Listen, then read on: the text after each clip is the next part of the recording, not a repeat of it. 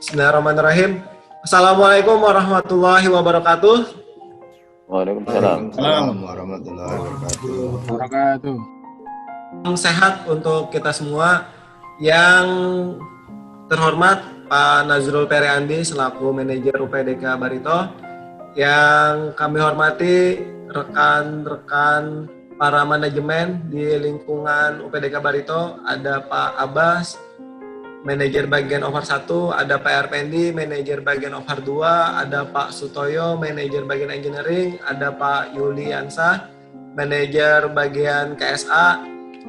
Tadi saya lihat ada Pak Masli, manajer UL PLTD Tambun Bungai, ada Pak Kasran juga, manajer UL PLTDG Trisakti, dan Pak Arsad, manajer UL PLTA D Gunung Bamega. Kami ucapkan selamat datang di acara Knowledge Sharing PLN Berintegritas. Acara Knowledge Sharing Berintegritas ini merupakan salah satu awareness dan sosialisasi mengenai implementasi ISO 37001-2016 tentang sistem manajemen anti penyuapan di lingkungan PLN. Oke, sebelum memulai kegiatan kita hari ini, mari kita berdoa terlebih dahulu agar kita diberikan kemudahan dan kelancaran dalam kegiatan pagi hari ini. Berdoa menurut agama dan keyakinan masing-masing. Berdoa dipersilakan. Semangat pagi. Pagi. Masih PLN. Baik. Tujuan.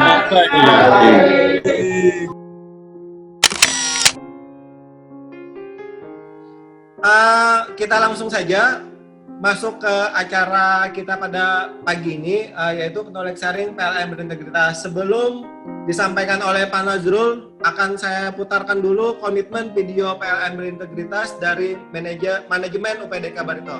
Selamat menyaksikan.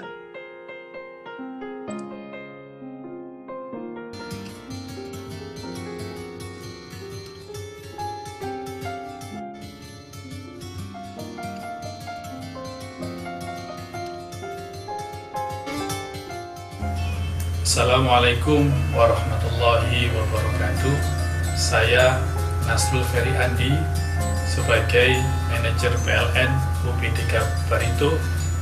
Dengan ini menyatakan komitmen untuk menjalankan prinsip Fornos, yaitu no bribery, no kickback, no give, no luxurious hospitality. Dengan menjalankan prinsip Fornos tersebut, diharapkan seluruh pegawai untuk senantiasa menjaga integritasnya dan menerapkan prinsip Fornos. Kemudian kepada seluruh mitra kerja dilarang untuk memberikan gratifikasi dalam bentuk apapun kepada seluruh pegawai di lingkungan UPDK Barito. Jika melakukan pelanggaran terhadap komitmen ini akan dikenakan sanksi sesuai peraturan yang berlaku. Demikian saya sampaikan. Wassalamualaikum warahmatullahi wabarakatuh. Deklarasi Integritas 2020. Dengan rahmat Tuhan Yang Maha Kuasa, kami segenap insan PLN Unit Pelaksana Pengendalian Pembangkitan Barito yang bertanda tangan di bawah ini menyatakan bahwa akan berperan secara proaktif dalam upaya pencegahan dan pemberantasan korupsi, kolusi, dan nepotisme, serta tidak melibatkan diri dalam perbuatan curang. Tidak melakukan pemberian atau penerimaan secara langsung atau tidak langsung berupa suap, gratifikasi yang dianggap suap, hadiah atau bentuk lainnya yang tidak sesuai dengan ketentuan berlaku. Bersikap jujur, objektif, transparan, dan akuntabel. Menghindari konflik kepentingan dalam menjalankan kewajiban dan tanggung jawab.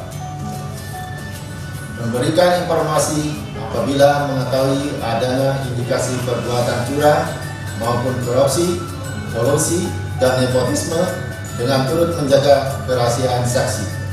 Menghindari kegiatan usaha perniagaan baik secara langsung maupun tidak langsung dengan PT PLN Persero, mematuhi segala bentuk peraturan dan ketentuan yang berlaku. Komitmen manajemen PT PLN Persero tentang anti penyuapan dalam rangka menerapkan ISO 37000-2016 tentang sistem manajemen anti penyuapan SMAP untuk mewujudkan PT PLN Persero yang bersih dan berintegritas sebagai upaya pencegahan korupsi. Dengan ini, kami yang bertanda tangan di bawah ini berkomitmen untuk menjalankan proses bisnis dengan berintegritas dan berpegang teguh pada prinsip 4 No's, yaitu no bribery, tidak boleh ada suap menyuap dan pemerasan, no kickback, tidak boleh ada komisi, tanda terima kasih baik dalam bentuk uang dan dalam bentuk lainnya, no gift, tidak boleh ada hadiah atau gratifikasi yang bertentangan dengan peraturan dan ketentuan yang berlaku, no luxurious hospitality, tidak boleh ada penyambutan dan jamuan yang berlebihan. Selalu berupaya meningkatkan dan memperbaiki setiap proses bisnis agar sejalan dengan prinsip-prinsip good corporate governance. Mendukung prinsip zero tolerance terhadap pelanggaran atas peraturan perusahaan dan perundang-undangan yang berlaku melalui mekanisme yang ada di perusahaan. Melakukan internalisasi dan mengajak insan PLN dan stakeholder pada unit induk untuk menerapkan prinsip 4 No's. Menghindari dan mengatasi setiap konflik kepentingan yang menimbulkan risiko fraud. Mematuhi dan melaksanakan secara sungguh-sungguh komitmen manajemen anti penyuapan ini dan bersedia dikenakan sanksi sesuai ketentuan apabila terbukti melakukan pelanggaran atas peraturan yang berlaku. Demikian komitmen manajemen anti penyuapan ini dibuat dengan kesadaran penuh sebagai insan PLN yang bertanggung jawab. PLN terbaik, PLN berintegritas, yes! Ya, baik. Rekan-rekan semua yang saya hormati, Assalamualaikum warahmatullahi wabarakatuh. Assalamualaikum. Yang saya banggakan, yang saya cintai, rekan-rekan PLN UPDK Barito, manajer bagian, manajer unit layanan, para supervisor dan semuanya yang tidak dapat saya sebutkan satu-satu. Kita sudah mendengarkan tadi video sebuah video yang menerangkan mengenai penerapan sistem manajemen anti penyuapan. Ini sudah kita dapatkan sertifikat tersebut secara korporat. Oleh karenanya, momen yang baik ini marilah kita gunakan untuk menginternalisasi nilai-nilai yang ada dalam sistem manajemen anti penyuapan tersebut. Kita sudah menjalankan ini beberapa tahun terakhir sejak ada SK direksi mengenai anti gratifikasi yang ditandatangani oleh Pak Dirut saat itu, Pak Nur Pamuji. Berbagai kendala datang, tapi kita terus maju agar sistem manajemen anti penyuapan bisa tetap berjalan dan kita bisa mengawalnya sampai dengan level yang paling bawah di kantor pelayanan PLN. Mari kita sama-sama jaga sistem manajemen ini dan kita dukung kesuksesan dari manajemen anti penyuapan. Demikian untuk mengawali, Mas Haris, apakah langsung ke materi atau seperti apa? Boleh Pak, kita langsung ke materi saja Pak. Oke. Hemat waktu. Ya. Baik, teman-teman semuanya, saya pertama kita aturkan terima kasih untuk semuanya sudah 70 partisipan di Zoom ini. Alhamdulillah, dan kita ucapkan syukur pada Allah. Tiada kata lain yang kita sampaikan selain atas rasa syukur pada Allah SWT sehingga kita bisa hadir di sini dengan kondisi sehat. Dan mari kita jaga kembali, kita ingatkan kembali kepada rekan-rekan kita untuk selalu sehat ya. Karena ini semakin gawat kondisi kita. Kita sudah baca di dunia maya, di medsos, hari Senin Jakarta sudah menginjak rem darurat.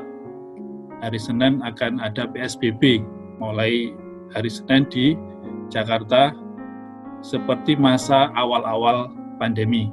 Oleh karenanya mari kita jaga, Banjarmasin masih merah dan ayo kita terus memanfaatkan, menggunakan protokol COVID untuk kita jalankan dengan baik. Tidak ada yang paling hebat kecuali sehat. Rizki yang terbaik adalah bagaimana kita bisa memanfaatkan rizki tersebut dengan manfaat yang barokah. Oleh karenanya, salam sehat untuk semuanya. Mari jaga imun kita, mari jaga iman kita juga, karena dengan iman dan imun kita bisa terhindar dari bahaya. Kemudian jaga imunnya, jangan lupa kegiatan-kegiatan yang di luar harian kita di kantor bisa kita hidupkan. Ada yang olahraga, apapun itu. Kemarin kita coba mulai lagi di sini, semuanya di UL, di Trisakti, Tambun Bunge, Gunung Bamega digerakkan Pak untuk kita bisa menjaga imunitas kita, kekebalan tubuh kita. Insya Allah dengan gitu kita terhindar. Hari ini kita akan berdiskusi, akan sharing mengenai PLN berintegritas. Ini bahasa integritas sudah lama kita dengar dan sudah sering kita telaah, kemudian kita baca di berbagai sumber apa itu integritas. Sebelumnya saya sapa teman-teman ya, teman-teman. Pak Masli dan tim lengkap Pak Masli ya. Oh iya Pak. Lengkap Pak ya, anggota dari semua UL, dari semua unit Bapak hadir Pak ya? Iya Pak. Baik, Pak Arsad kayaknya satu ruangan ya, Pak Arsad di Gunung Bamega bersama teman-teman di sana.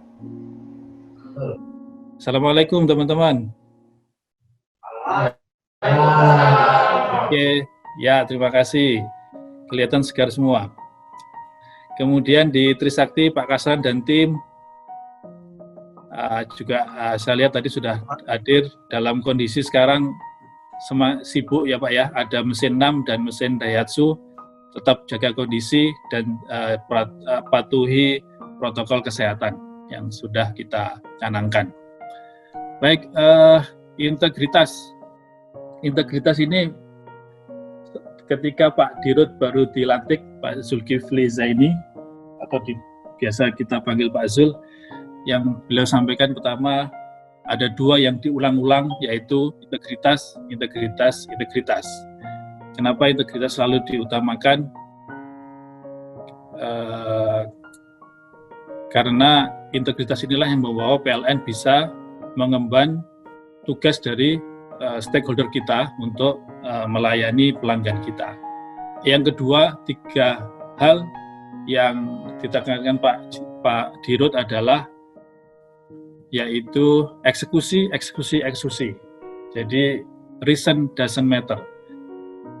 Lebih banyak kita mengeksekusi dan jangan ragu untuk membuat sebuah inovasi, sebuah gebrakan, sebuah program baru, langsung eksekusi. Nanti ketika sudah masuk eksekusi, maka kita akan tahu kendalanya di sini, tantangannya di situ, dan itu yang akan mudah kita hadapi dan kita selesaikan.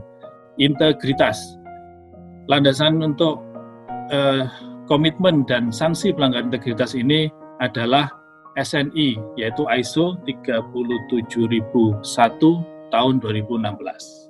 Itu landasannya, dan kita sudah dapatkan kemarin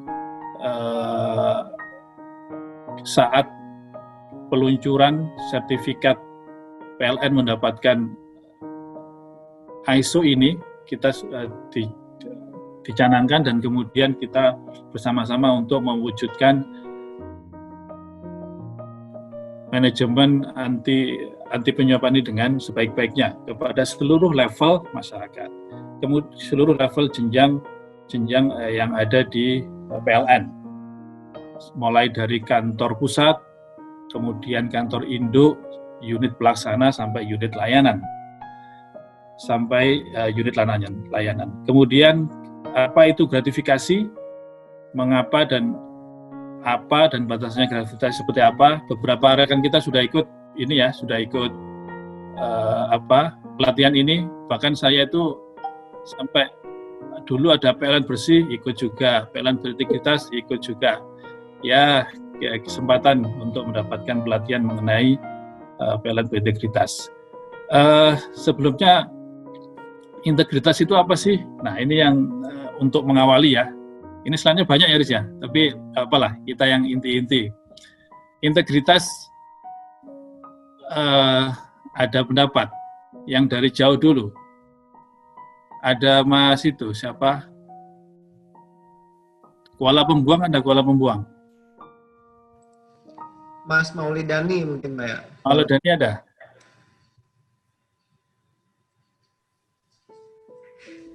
Nggak ada. Anu aja. Nanga Bulik ada, Nanga Bulik. Nanga Bulik ada? Belum masuk? Ada, Pak. Oh ya, Mas Taufik Rahman, Mas Taufik. Kalau dengar integritas, yang terlintas di pikiran apa, Mas Taufik? Untuk saya untuk kejujuran itu, Pak. Kejujuran, baik. Ya, bisa. Selain kejujuran, apa yang terlintas untuk integritas? Menerapkan sesuatu yang benar apa adanya. Menerapkan sesuatu yang benar, baik. Ya, tidak salah. Dan itu sah saja kita menyatakan integritas seperti itu, karena bentuk-bentuk wujud dari integritas itu salah satunya adalah bagaimana kita bersikap jujur. Integritas ketika saya ikut pelatihan ini, lebih tepat adalah integritas itu berlaku profesional, sesuai dengan disiplin ilmu kita. Itu adalah integritas. Itu adalah inputannya. Nanti outputannya kita harus berlaku jujur, kita harus berlaku sesuai dengan SOP, kita harus bisa menjaga image perusahaan. Itu adalah outputnya ketika kita memiliki integritas. Profesional, memiliki disiplin ilmu yang baik sesuai dengan kompetensi kita, itu adalah bentuk bagaimana kita memiliki integritas. Di PLN ini multidisiplin ilmu. Kita ada teknik, ada listrik, kontrol instrumentasi, arus lemah, arus kuat, ada mesin. Mesin itu masih ada ilmu metalurgi, masih ada mekanika dinamika, kemudian ada konversi energi. Kemudian di engineering mulai penyusunan RKAP, memonitor kinerja, di KSA juga seperti itu. Bagaimana mengatur pengelolaan keuangan, akuntansi, dan sumber daya manusia. Semuanya punya integritas, punya profesionalitas yang baik tanpa tercampuri dengan unsur-unsur yang negatif. Oleh karenanya, Pak Zulkifli juga menyampaikan, ayo kita tingkatkan integritas kita. Salah satunya yang dipesan beliau, ini hal kecil ya, kita harus memiliki kompetensi dalam berbahasa Inggris. Beliau kecil sampaikan gitu. Karena di zaman disruptif saat ini, bahasa Inggris itu menjadi penting. Kecil-kecil aja, paling tidak ketika ada presentasi dari seseorang yang menggunakan bahasa Inggris, kita bisa mengerti. Pasif saja tidak masalah, yang penting kita ngerti. Itu salah satunya. Kemudian di zaman disruptif ini juga bagaimana kita memiliki kemampuan untuk menjadi presenter. Bagaimana punya kemampuan membuat PowerPoint yang baik. Kemarin di grup sinergi yang kawan-kawan tergabung, kita sudah punya sebuah template yang baik untuk membuat presentasi. Itu upaya-upaya kita untuk mendapatkan integritas. Kita lanjutkan, gratifikasi, suap, pemerasan, ada 3 hal, itu akan menimbulkan, yang pertama PLN dirugikan. Dalam hal ini pegawai PLN merugi. Bonus tidak ada, gaji tidak naik, IKS ditunda sampai dengan waktu yang tidak ditentukan. PLN didenda. Nah, ini efek-efeknya sesuai pasal 25 Perma Peraturan MA nomor 13 2016. Kalau dirugikan itu maksudnya kalau kita sudah nyemplung ke dalam sebuah lubang hitam atau black hole, maka efeknya ke kita. Di kurikulum vitae kita akan tercatat bahwa seorang nama Nasrul itu punya catatan dalam hal integritasnya, gratifikasi dan seterusnya. Sehingga kalau itu yang terjadi, maka tidak menguntungkan bagi kita. Kita akan merugi karena itu dari gaji, bonus dan seterusnya akan kita tidak dapatkan. Kemudian keuntungan hanya bagi sebagian orang, karena ini orang per orang ya. Kita menjaga semuanya agar kita bisa terhindar dari kasus-kasus gratifikasi, suap dan pemerasan. Kemarin saya baru selesai E3 Pak di akhir tahun lalu. Itu pematerinya dari Direktur Pencegahan KPK. Disampaikan oleh beliau, saat ini pelaku-pelaku korupsi itu bukan level-level yang pelaku-pelaku itu justru pada posisi-posisi yang terhormat. Ada hakim agung, kemudian ada ketua DPR, kemudian ada dari petinggi kepolisian. Jadi memang black hole ini ya, lubang hitam ini kalau kita sudah masuk pertama kali, rasa enak, udah seterusnya akan kita terpancing untuk masuk ke dalamnya. Next. Nah, gratifikasi itu akar dari korupsi. PN, pegawai negeri atau penyelenggara negara yang terbiasa menerima gratifikasi yang dianggap suap atau terlarang, lama-kelamaan dapat terjerumus melakukan korupsi. Korupsi bentuk lain yaitu suap, pemerasan, dan korupsi lainnya. Ini apakah kita mengasuh pegawai negeri? Nah, saat materi Direktur Pencegahan KPK itu juga diterangkan, apakah PLN itu termasuk PN tersebut? Dasarnya adalah undang-undang. Ternyata kita itu termasuk dalam kategori ini, yaitu pegawai negeri atau penyelenggara negara. Kita termasuk dalamnya, makanya kita diawasi. Kenapa seperti itu? Karena PLN masih saat ini mendapatkan subsidi dari pemerintah. Sehingga pengelolaan operasi dan pemeliharaan mesin di UPDK Barito itu salah satunya adalah kontribusi dari subsidi yang diberikan oleh pemerintah. Mari kita kelola aset kita di Barito dengan sebaik-baiknya sehingga kita bisa memberikan kehandalan dan memberikan pelayanan yang terbaik buat pelanggan kita. Pelanggan kita adalah AP2B dan UP3 ya di sini. Kemudian degradasi moral. Degradasi moral ini awalnya meminta, kemudian memaksa, dan dampaknya, nah itu, dampaknya adalah seperti yang kita lihat. Ini hal sebenarnya kejadian untuk kegiatan-kegiatan keagamaan ya, para peziarah mengeluhkan banyak pungli di pemakaman. Di pemakaman masih ada pungli. Pungli ini ternyata di mana-mana, bermacam-macam bentuknya. Kalau ini terus dibiarkan akan menjadi kebiasaan yang dampaknya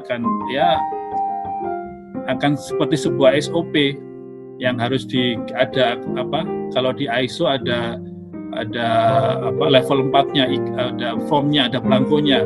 Kalau itu nggak di checklist, rasanya nggak afdol. Padahal itu adalah sebuah kesalahan, sebuah degradasi moral. Kita hindari. Terus.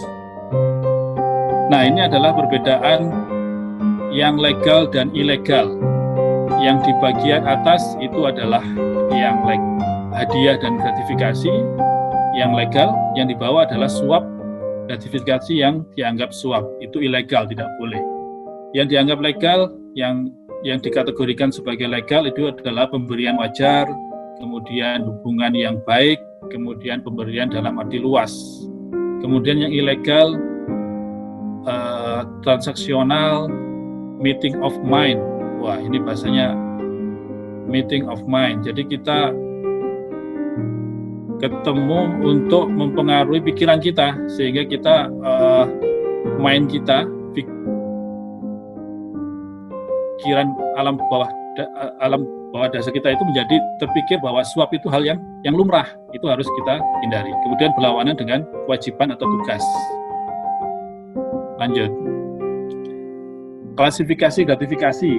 Nah, ini gratifikasi yang ilegal itu diatur dalam Undang-Undang 31 tahun 99, Junto Undang-Undang 20 tahun 2001. Setiap gratifikasi kepada penyelenggara negara dianggap suap apabila berhubungan dengan jabatannya dan yang berlawanan dengan kewajiban atau tugasnya.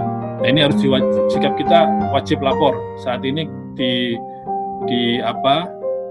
email korporat kita selalu muncul ya notifikasi apakah di bulan ini kita menerima suap, dilaporkan itu. Kalau di struktural kita yang di struktural itu tiap awal tahun itu pasti lapor ke KPK mengenai LHKPN, sehingga semua rekening yang saya punya itu udah terdetek, udah direcord oleh KPK. Kita ada keluar masuk, ada transaksi di situ, udah pasti tahu oleh KPK. PLN ini sangat terbuka, kita telanjang sudah terbuka semua.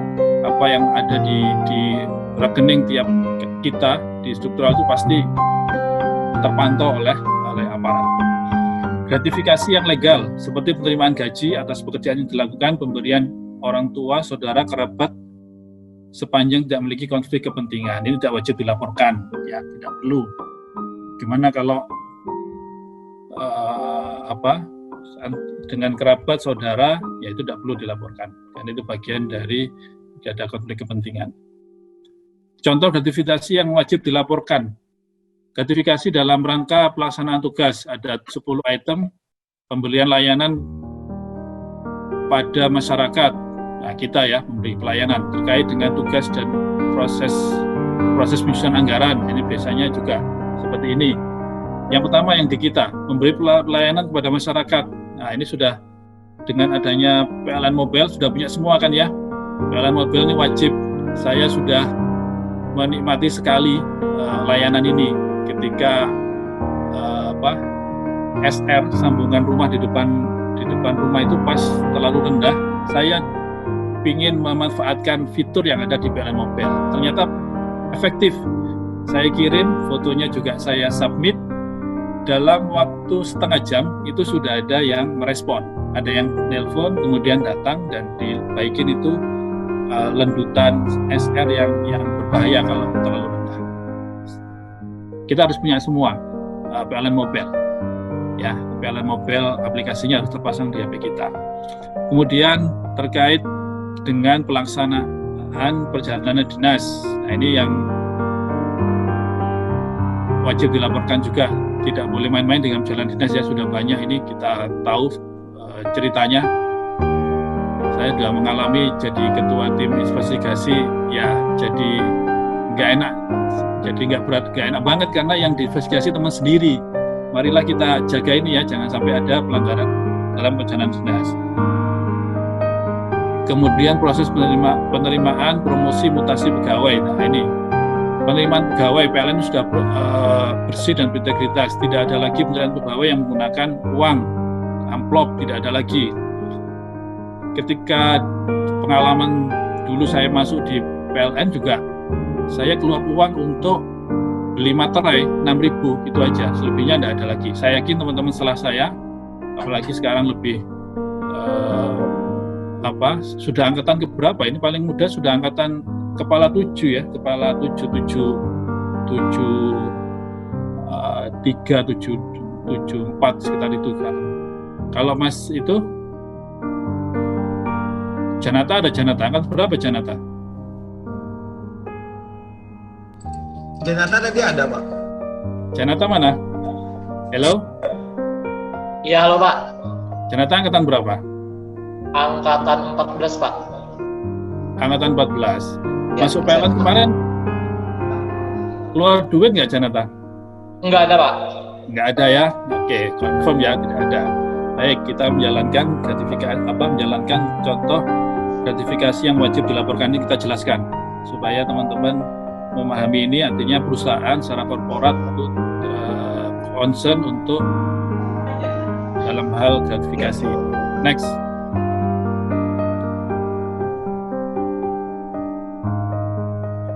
Nah, ini adalah contoh-contoh atau bentuk-bentuk gratifikasi yang tidak wajib dilaporkan. Yang pertama, karena hubungan keluarga sepanjang tidak memiliki konflik kepentingan. Kalau keluarga tidak masalah. Penyelenggaraan pernikahan, kelahiran, akikah, baptis, khitanan, dan potong gigi, atau upacara adat atau agama lain, paling banyak batasan nilai per pemberian 1 juta rupiah. Jadi pemberiannya batasan 1 juta itu masih diizinkan. Ini ada kabar gembira yang mau menikah. Saya dengar informasi dari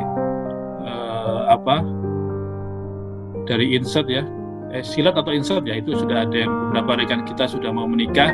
Jadi ini batasannya Pak, kalau kita ngasih pemberian ini batasannya ada nilainya, kita bisa jadikan panduan.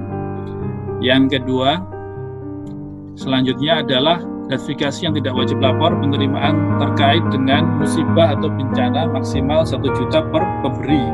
Nah, kalau dengan musibah 1 juta, kemudian sesama pegawai yang bisa sambut, pensiun, promosi, dan ulang tahun tidak dalam bentuk uang, tidak boleh bentuk uang, paling banyak 300.000 dengan total pemberian 1 juta dalam 1 tahun dari pemberi yang sama. Ini jelas sekali, dalam 1 tahun maksimal adalah 1 juta. Kemudian tidak boleh dalam bentuk uang. Nah, ini yang ditekankan. Selanjutnya, sesama rekan kerja paling banyak tidak dalam bentuk uang juga, yaitu 200.000 dengan total pemberian 1 juta dalam 1 tahun dari pemberi yang sama. Kalau orangnya sama, maka 1 juta itu adalah batas maksimal dalam 1 tahun, batas maksimal. Kemudian hidangan atau sajian yang berlaku umum, ini nggak ada nilainya ya. Makanya kemarin saat diklat ini saya juga ditanya ini kalau hidangannya seperti ini nilainya nggak diatur. Itu 1 porsi 500.000 atau 600.000 nggak tahu itu. Yang jelas ketentuannya adalah hidangannya.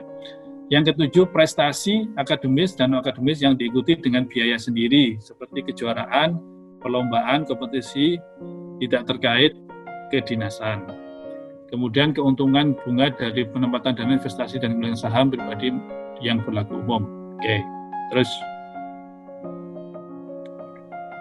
yang ke-9, gratifikasi yang tidak wajib dilaporkan adalah manfaat bagi seluruh peserta koperasi atau organisasi pegawai berdasarkan keanggotaan yang berlaku umum. Koperasi, ya ini RAT, itu biasa kita laksanakan, ada manfaat yang kita rasakan, kita terima, itu tidak dilaporkan, tidak wajib dilaporkan. Kemudian seminar kit yang berbentuk seperangkat modul alat tulis serta sertifikat yang diperoleh dari kegiatan resmi kedinasan seperti rapat, workshop, pelatihan, atau kegiatan lain yang berlaku umum ya. Nah, ini adalah selanjutnya 11 dan 12, nanti kita bisa baca sendiri ya. Oke, next. Penyelundupan hukum, gratifikasi terkait kedinasan, pemberian honor atau insentif lainnya dalam jumlah atau frekuensi tidak wajar, standar biaya umum, pemberian fasilitas hiburan, wisata di dalam rangkaian kegiatan resmi. Ketentuannya adalah tindakan kalau itu terjadi, gratifikasi wajib dilaporkan kepada KPK melalui COS ya, COS yang ada di notifikasi. Kalau kita mendapatkan, laporkan. Pemberian honor dalam kegiatan fiktif, tadi contohnya juga gitu. Oke, next. perlakuan dan pemanfaatan gratifikasi. Ternyata gratifikasi bisa dimanfaatkan nih. Nah, bagaimana perlakuannya? Yang pertama, dikembalikan kepada pemberi gratifikasi. Nerima langsung diserahkan kembali. Diserahkan kepada negara. Disumbangkan kepada yayasan panti sosial kemasyarakatan. Nah, ini juga mulia ini ya. Berarti bisa dimanfaatkan untuk ini sesuai ketentuan berarti ini. Digunakan oleh penerima untuk menunjang kinerja. Lalu dimanfaatkan oleh perusahaan untuk kegiatan operasional sebagai barang display atau perpustakaan. Wah, masih ada manfaatnya berarti. Artinya gratifikasi itu ada yang bisa dimanfaatkan untuk kepentingan seperti ini. Ya, oke, lanjut. Sistem laporan gratifikasi, nah itu ada JOS Compliant Online System. Kita sudah pernah ngisi sama-sama. Ini semua ya, Riz ya, semua pegawai melaporkan ini atau Semua pegawai, Pak. semua pegawai, oke, baik. Oke, dan ini sudah hadir saat ini 80 orang. Mohon ini konsisten bisa dilaksanakan. Biasanya kita bikin, kita ingetin di milis WAG untuk kita mengisi ini. JOS Compliant Online System. Kemudian aplikasinya ada di gol.kpk.go.id untuk di KPK, gratifikasi kalau online. Kalau kita merasa PD ini dilaporkan ke KPK, silahkan. Ini ada online-nya. Pengecualian jika melapor gratifikasi. Ada pelaporan, setelah pelaporan juga ada pidana juga yang kaitannya dengan pelaporan tadi. Menurut pasal 12 Undang-Undang 31 tahun 99, setiap gratifikasi kepada penyelenggara negara dianggap pemberian suap apabila berhubungan dengan jabatannya dan berlawanan dengan kewajiban dan tugasnya. Nah, ingatkan kembali teman-teman, kalau kita menerima itu apabila berhubungan dengan jabatan kita, maka itu tergolong dengan gratifikasi. Maka pidananya juga jelas ada diatur di sana. Sanksinya, nah ini sanksi gratifikasi. Meskipun di PLN juga ada pelanggaran disiplin ringan, sedang, berat itu juga ada, tapi juga aturan negara juga mengatur ini juga terkait gratifikasi pemberi dan penerima.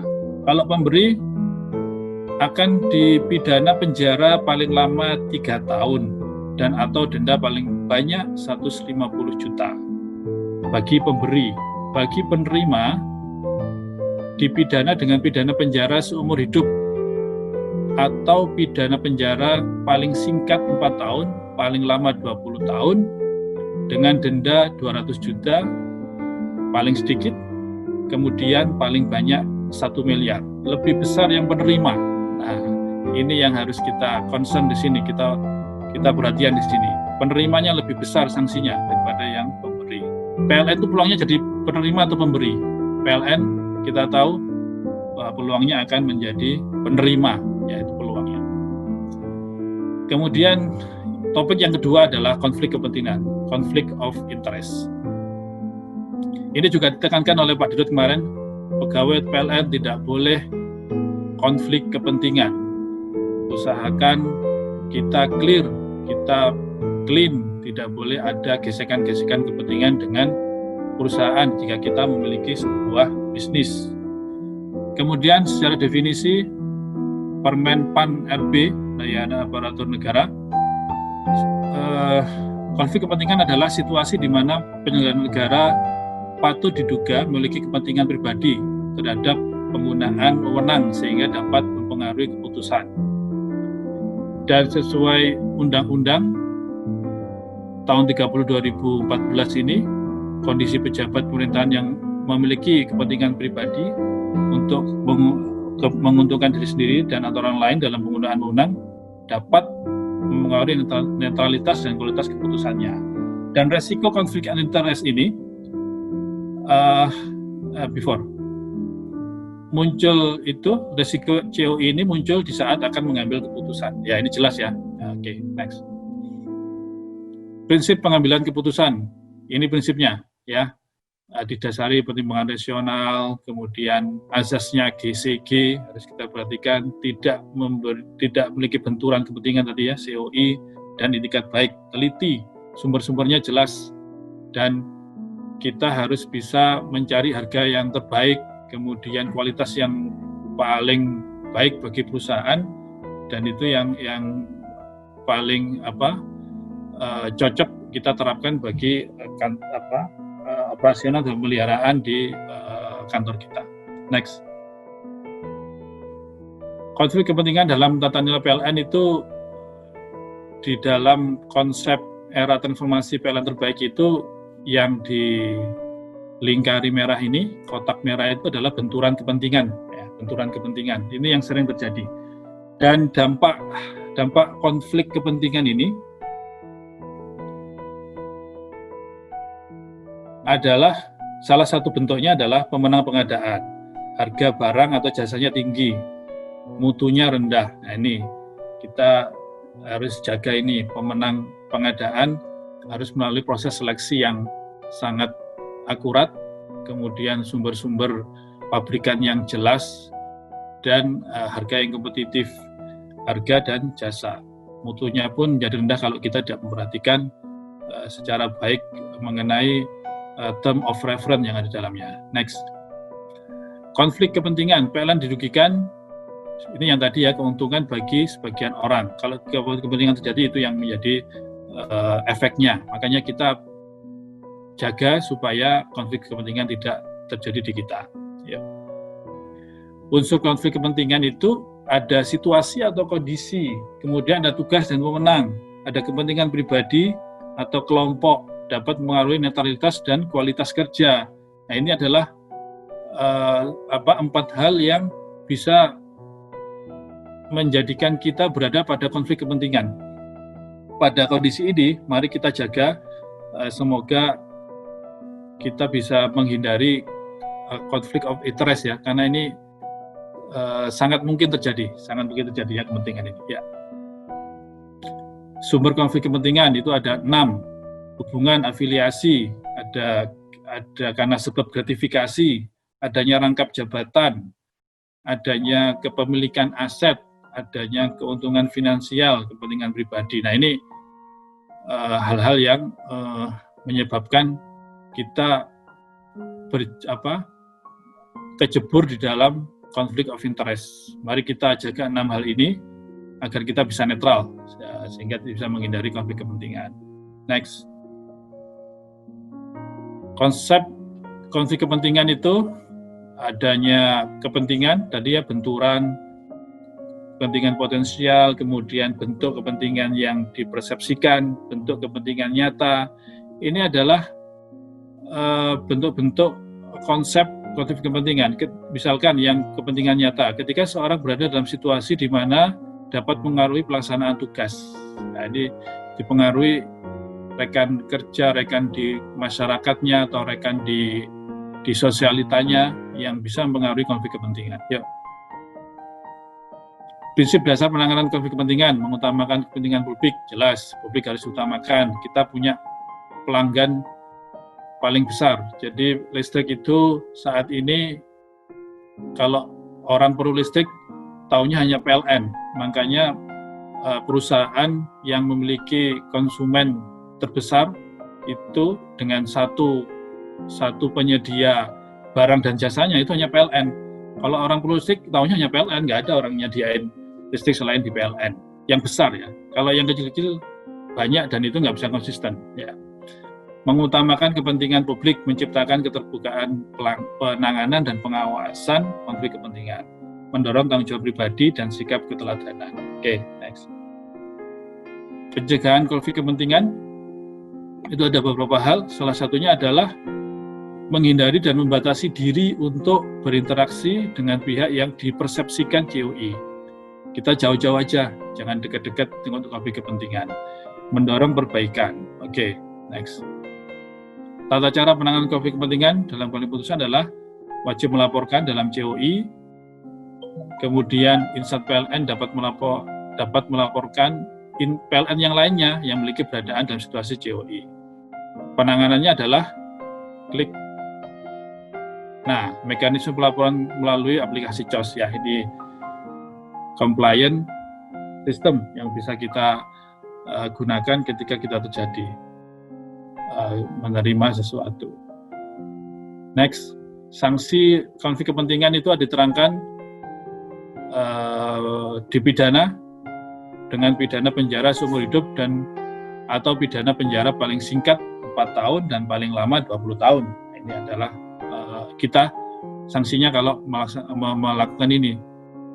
Kita penyelenggara negara ya, diingat bahwa kita penyelenggara, maka kita terkena pasal ini jika kita melanggar dan kita melanggar ketentuan ini. Next.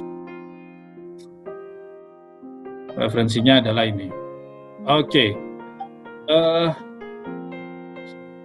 Sebentar, aku tak share, ada film Black Hole. Black Hole ya, sebetulnya. Tadi yang saya sampaikan. Mungkin suaranya Pak lupa di-share juga Pak. Gimana caranya?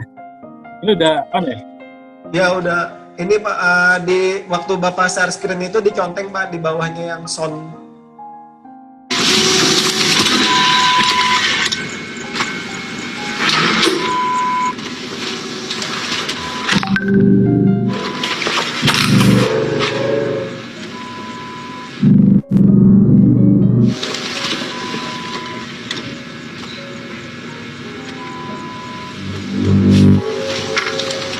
Nah, ini kita masih coba-coba. Kita bisa merasakan enaknya terusan.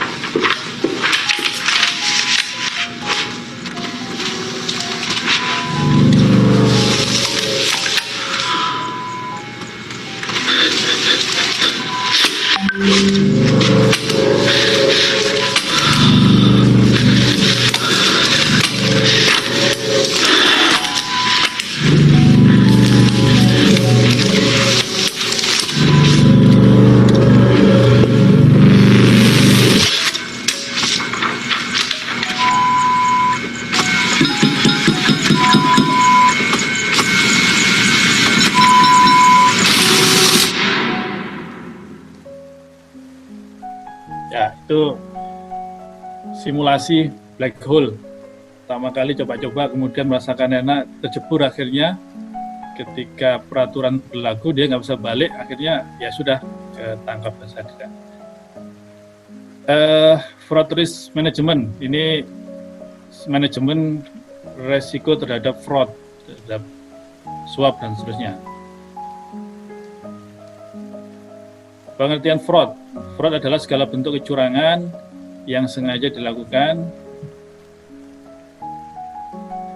yang dapat mempengaruhi perusahaan dan orang lain di lingkungan PLN. Jadi akan kecurangan-kecurangan, penyuapan, gratifikasi, itu semua dalam fraud. Dan kita memiliki manajemen fraud, sistem manajemen fraud. Tindakan yang termasuk di dalamnya adalah merupakan tindakan yang dilakukan dengan sengaja untuk mengelabui, menipu, dan atau memanipulasi perusahaan, penyimpangan dan penyalahgunaan kewenangan. Ini diatur dalam Perdir 0121 tahun 2019.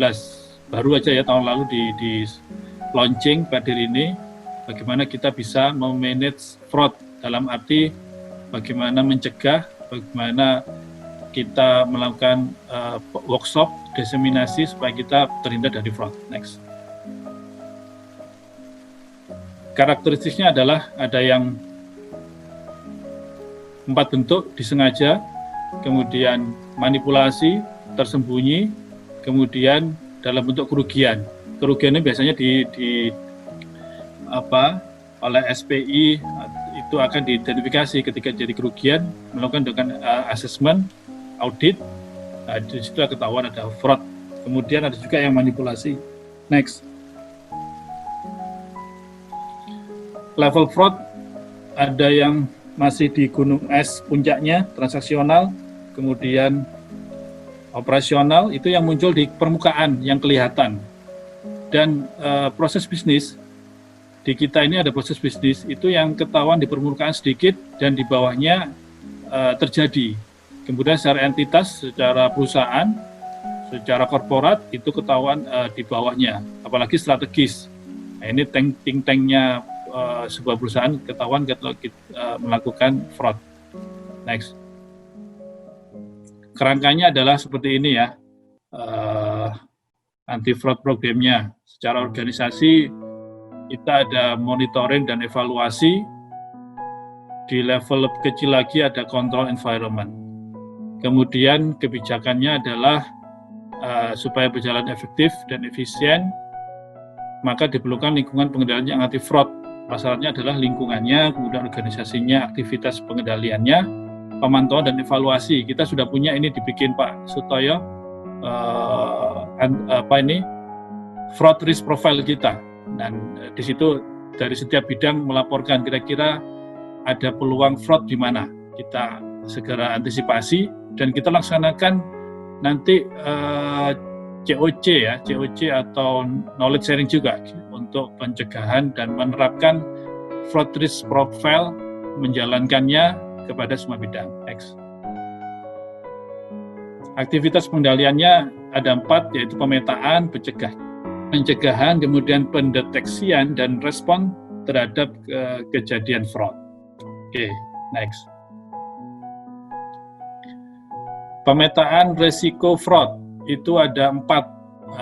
Ini ada masa persiapan, kemudian identifikasi resiko, penilaian kemungkinan dan dampak, dan penyusunan kontrol dan kontrol mitigasi.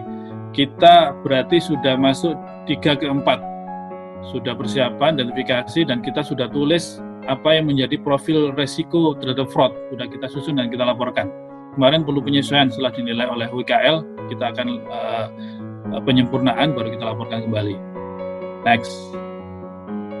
Dampak fraud itu ada 5, ada secara keuangan, secara psikologi, citra perusahaan, ini pasti, sosial dan hukum. Bagaimana perusahaan PLN dihantam ini ya, berapa kali kasus fraud ini, kemudian mencederai upaya-upaya anti korupsi, anti fraud di kita. Ya meskipun itu kalau kita berita di medsos itu belum tentu kita yang berbuat, bisa jadi ada operasi politik, tapi upaya kita adalah berikhtiar semaksimal mungkin supaya kita terhindar dari fraud.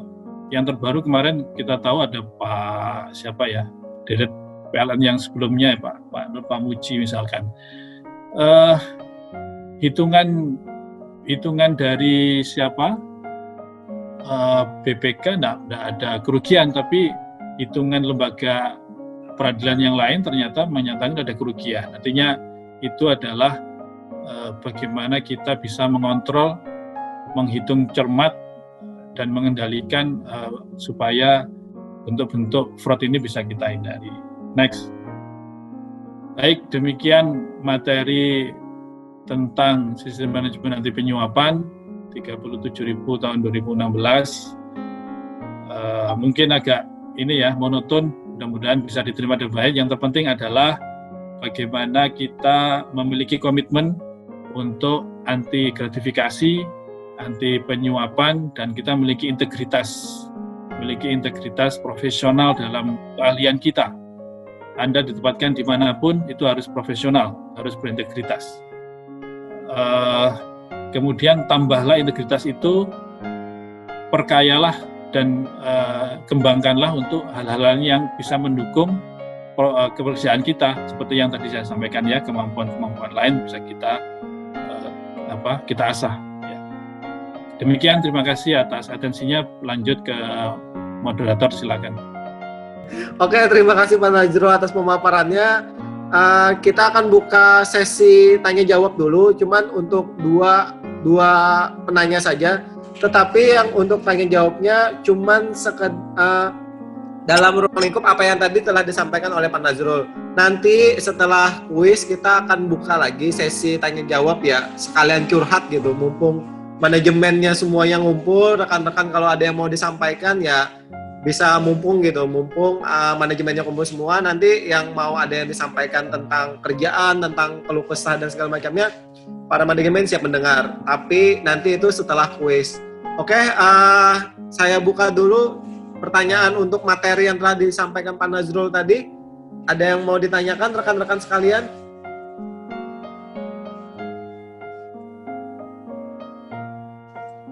Dari Tambun Bungai mungkin ada yang mau disampaikan, ada yang mau ditanyakan tentang materinya? Atau sudah paham semua? Mungkin saya nanya, Pak.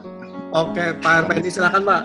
Oke, makasih Mas Haris. Cuman sekedar tanyakan tadi kan ada gratifikasi atau hadiah dari keluarga yang tidak perlu dilaporkan. Tapi ada batasannya adalah 1 juta maksimumnya. Nah, seandainya itu tidak ada hubungan dengan pekerjaan dari keluarga kita, misalkan anak kita sedang sunatan misal Pak, sunatan terus dikasih hadiah dari mertua. Kebetulan mertua kita misalkan kaya nih Pak, dikasihlah hadiah sepeda motor misalkan Pak, seperti itu. Nah, tindak lanjut kita sebagai pegawai PLN apa yang kami lakukan Pak? Terima kasih. Mungkin Pak Nazrul bisa langsung menjawab Pak. Ya, tadi ada ketentuannya ya bahwa tadi slide-nya bisa ditampilkan, yang sunatan masuk dalamnya ya. Sunatan masuk dalamnya, ada slide-nya bisa ditampil lagi. Oh, berarti yang nomor 1 Pak Pendi ya, karena hubungan keluarga sepanjang tidak memiliki konflik kepentingan. Jadi karena ini kategorinya bukan yang kedua, tapi kategorinya yang pertama, adalah Pak. Yang pertama, maka itu kategorinya yang ini tidak wajib dilaporkan karena masih hubungan mertua dengan mantu keponakannya atau dengan cucunya. Jadi itu kategori yang pertama. Kalau kategori yang kedua ini yang bukan keluarga. Kalau yang keluarga masuk yang pertama. Oke, berarti tidak perlu dilaporkan Pak ya, gitu ya Pak ya. Tidak perlu dilaporkan. Ya, siap. Terima kasih Ya. Pak. Oke, satu lagi deh pertanyaan. Apabila ada yang masih ditanyakan atau sudah nggak sabar pengen kuis. Ada lagi? Taman Bungai. Pak Aris pengen bertanya, Pak Aris. Oh, boleh Pak Masli. Oke, silakan Pak Masli. Sampaikan. Begini, kita biasa suatu saat tertentu kita kan bisa, insan PLN kan tidak boleh menerima fasilitas dari vendor. Jadi kemudian saya tanyakan, kita dulu pernah juga sih, umpamanya dia ada pemasangan alat baru Pak, kemudian kita diundang ke tempatnya, umpamanya ke Jakarta, ke tempat alat itu, dan kita mempelajari alat itu, pelatihan lah istilahnya. Nah, itu gimana Pak? Ya, sudah Pak ya? Oke. Ya, ini memang peraturan terbaru PLN bahwa kegiatan factory acceptance test ya, peninjauan pabrik, kemudian workshop factory test, workshop inventory test itu juga masuk bagian dari kegiatan-kegiatan yang dibiayai sendiri oleh PLN. Artinya biayanya itu dikeluarkan oleh perusahaan.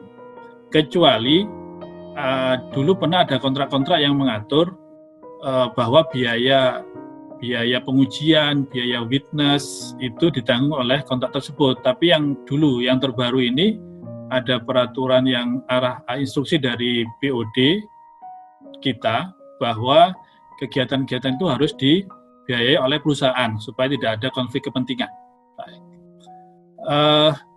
Misalkan kemarin ada yang pernah kami alami adalah kegiatan witness untuk commissioning mesin gas turbin itu ada di Eropa. Semula itu secara kontraktual ditanggung oleh si pelaksana pekerjaan, saat itu PT Siemens. Tapi karena ada instruksi dari direksi tersebut, kontraknya diamandemen, Pak. Diamandemen. Nilai yang untuk biaya transportasi, biaya hotel selama di sana, itu diamandemen, dihilangkan. Karena biaya itu kemudian dibayar oleh PLN. Seperti konsep lump sum seperti ini, yang saat ini kita terapkan. Berapa tiketnya, berapa biaya hotel di sana nanti diganti oleh PLN. Artinya perlu diketahui oleh rekan-rekan semua, itu betul. Dulu memang seperti itu. Tapi yang terbaru sudah diinstruksikan agar secara ketentuan itu perjalanan dinas kepada vendor, pabrikan atau workshop itu dibebankan kepada perusahaan. Itu, Pak.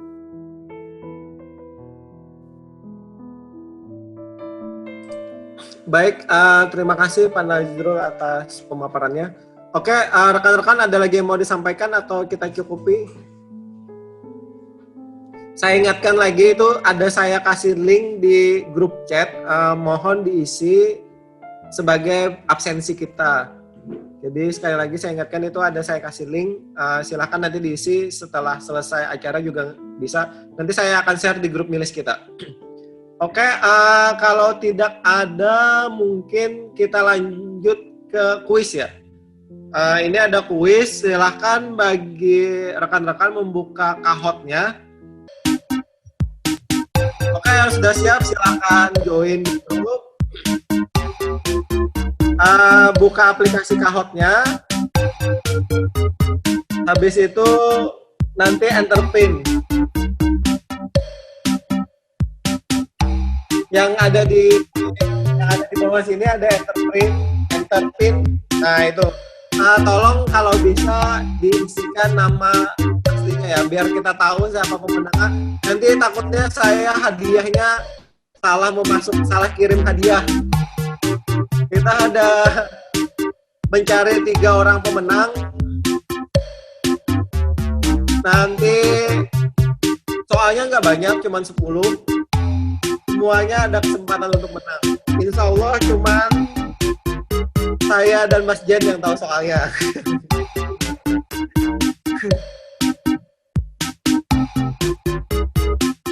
Oke, masih 14 peserta. Ayo. Semua ikut. Kalau bisa semuanya ikut, kita tunggu ada 79 partisipan. Paling nggak 80% lah ikut ya. Kita seru-seruan, kita rame-ramean.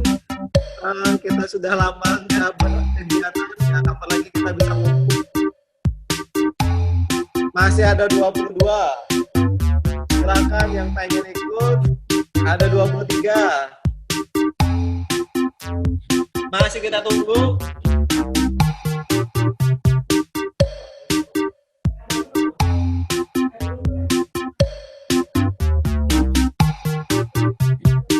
Katanya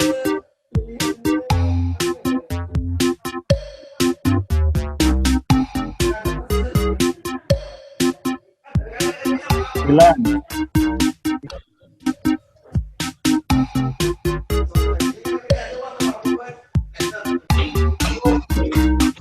Masih ada 30 player. 29. Kita cek dulu, ada Bayu Ganteng. Ada Bayu Ganteng. Ada tadi Puruk Cahu ini berarti Wahyudin atau Dedi kayak gini.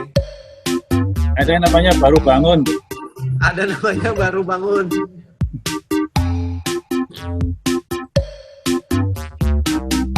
Oke, masih kita tunggu. Yogi PPPP. Oh, karena Yoginya double ya, jadinya yang satunya PPPP.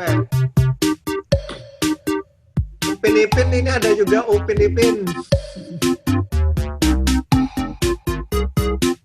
Ada Mas Gendon juga dari Buntok. ada Mas Wahyu Kota Baru. Puruk Tahu sudah belum? Puruk Tahu. Ada itu Puruk Puruk Tahu. Tahu nih Pak Wahyudin Pak ada Pak. Oke. Ya. Mas Wahyudin dari Puruk Tahu.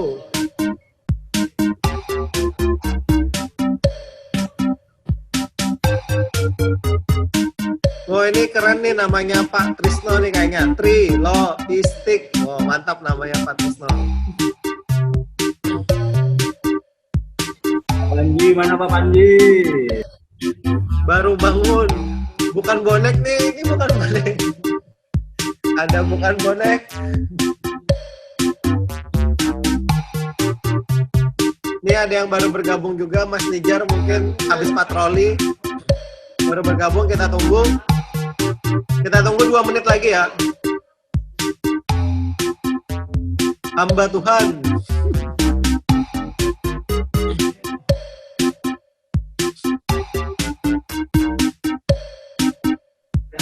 Ya, sudah 40, sudah 50%. Kita tunggu sampai dengan 9.55. Siapa tahu masih ada yang ingin bergabung.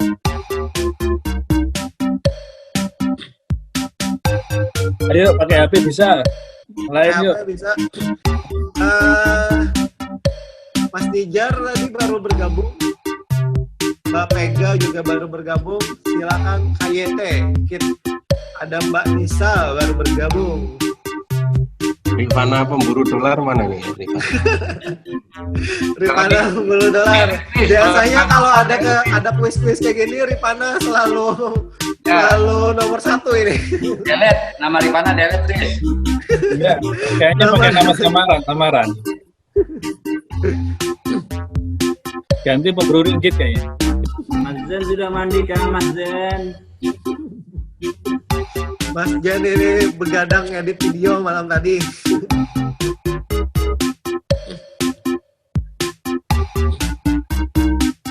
Oke, 1 menit lagi kita tunggu. Nah, ada kan Ripanoski. Wah, ini nama keberuntungannya Mas Ripan ini. Biasanya tahun tadi kita ada lomba Ripanoski yang pertama ini, lomba kahot 17-an. Delete aja Pak, Mas Rifan Pak. Oh, saingannya biasanya Pak Jiman deh, saingannya. Bukan di delete, namanya ganti. Oke, sudah 49. 50, oke. Oh, ada 51. Dedi 2. Dedi ada 2 nih. Oke, kita tutup ya. Oke, rekan-rekan, kita tutup dan kita akan mulai dari sekarang. Oh, ada hari Kamis. Oh, tunggu. Masih ada yang mau masuk? Oh, ada Maulidani. Tunggu. Maulidani dari Kuala Pembuang. Oh, masih ada Mang Toba. Gimana? Oke, kita tunggu 1 menit lagi. Kalau masih ada, kalau tidak ada, kita akan mulai dari sekarang. Silahkan. Oh, masih ada ternyata. Masih ada. Ditunggu lagi. 58. Luar biasa sekali. Karena partisipannya ini membuktikan emang UPDK Barito selalu kompak. Oke, kalau tidak ada, kita langsung mulai dari sekarang. Oke, kita mulai. Kuis knowledge sharing berintegritas. Ingat waktunya ya. Standar sistem manajemen anti penyuapan adalah silakan dipilih warna merah, biru, kuning, atau hijau. Waktunya masih 8, 7, 6, 5, 4, 3, 2, 1. Oke. Ada 17 orang yang benar. Dan ternyata banyak yang tertipu. Dan Yogi ini, Yogi. Iya. Sementara, oke, lanjut pertanyaan kedua. Jawabannya benar atau salah? Salah satu dari gratifikasi adalah gaji tidak naik. Lihat waktunya, 3, 2, 1, dan masih ada yang salah ternyata. Tadi udah disampaikan di depan bahwa apabila ada sanksi dari gratifikasi, gaji kita tidak akan naik. Siap ya, kita lihat. Velo. Wah, siapa ini Velo? Oh, ini kayaknya Pega ya kayaknya. Oke, lanjut. Lihat waktunya ya, kita lihat waktunya. Contoh gratifikasi tidak wajib dilaporkan. 20 detik. Yang tidak wajib dilaporkan.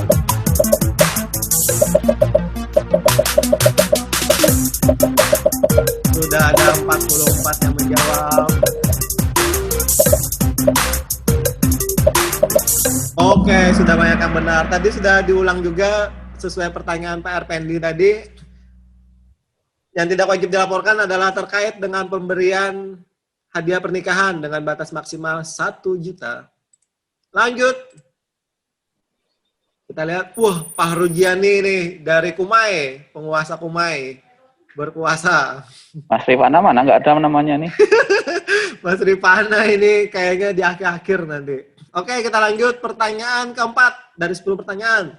Benar atau salah? Perlakuan pemaparan gratifikasi adalah dengan cara disumbang masyarakat. Perlu diperhatikan juga apabila lebih cepat menjawab, nilainya akan semakin tinggi. Dan jawaban yang benar adalah benar. Kita lihat. Dorobe semakin mantap, tapi Pak Rujiani tetap di depan. Kita lanjut. Semakin cepat, semakin bagus nilainya. Sanksi gratifikasi sesuai Undang-Undang Tipikor pasal 13 adalah merah, biru, putih, hijau. Waktunya habis. Paling lama 3 tahun. Wah, ternyata hari Kamis membalap. Pak Rujiani terbalap. Oke, lanjut. Konsentrasi pertanyaan selanjutnya. Waktunya semakin cepat. Siap. Baca baik-baik, merupakan sumber yang bukan merupakan sumber konflik kepentingan.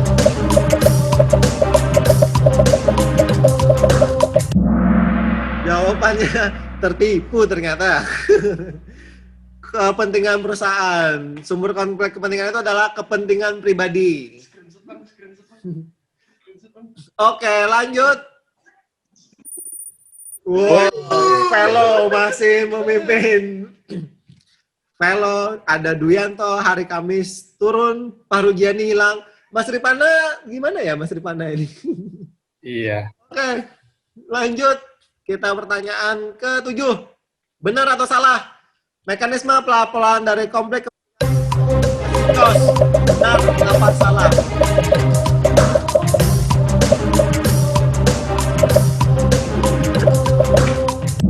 Wah, masih ada yang salah ternyata 5. Entah itu tertipu sama gambarnya.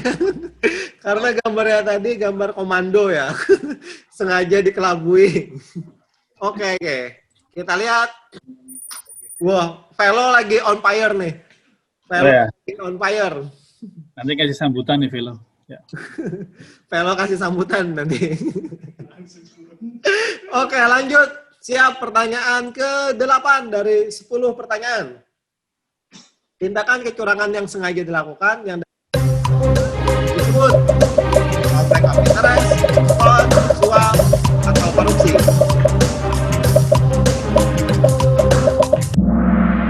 Oke, sudah banyak yang benar. Tadi fraud sudah disampaikan Pak Nazrul tadi. Velo masih menjadi yang di depan. Pak Dwi, mantap, Duyanto. Semakin sengit ini, semakin sengit. Ayo, Guru Bamega. Karakteristik plot kecuali. Semakin cepat waktunya. Oke, benar sekali. Keuntungan, yang benar itu adalah kerugian. Tadi juga sudah dipaparkan, kita lihat. Pelo masih memimpin. Yogi yang tadi awalnya terseok-seok kembali jalur kemenangan. Kita lihat pertanyaan terakhir. Siap ya, pertanyaan terakhir.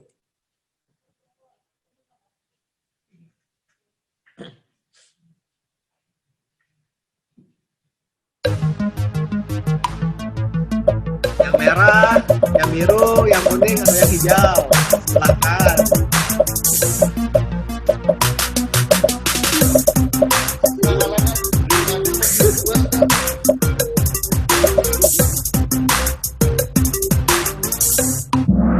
Oke, yang benar adalah penyusunan kontrol mitigasi.